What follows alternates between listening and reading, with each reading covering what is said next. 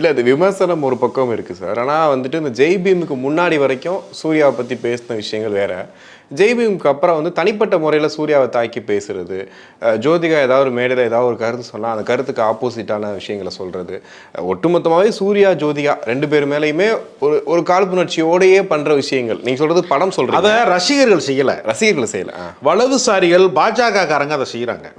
அவர் இவ்வளவு புகழ் உச்சியில் இருக்கிறவர் நீட் தேர்வு எதிர்க்கிறாரு, அரசு உடைய தவறுகளை வந்து சுட்டி காட்டக்கூடிய இடத்துல இருக்கிறாரு, ஒளிப்பதிவு திருத்த சட்டம் தப்புன்னு சொல்கிறாரு.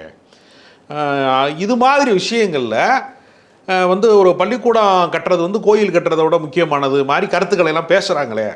அதனால் தமிழ்நாட்டு மக்களுக்கு நடிகர்கள் குரல் கொடுக்குற போது அந்த நடிகர்களை வந்து டார்கெட் பண்ணுறாங்க. அவர் அதுக்கு பின்னாடி என்ன பண்ணிட்டாருன்னா, அவர் மிரட்டப்பட்டாரா அல்லது வந்து அச்சுறுத்தப்பட்டாரா, இல்லை நமக்கு ஏன் நிறையா கடன் சுமை இருக்குது இந்த நேரத்தில் போய் இவங்கிட்ட ஏன் நம்ம ஒம்பளுக்கணும்னு ஒதுங்கிட்டாரான்னு தெரியல. அது மாதிரி இயங்கக்கூடாதுன்னு இவங்க நினைக்கிறாங்க.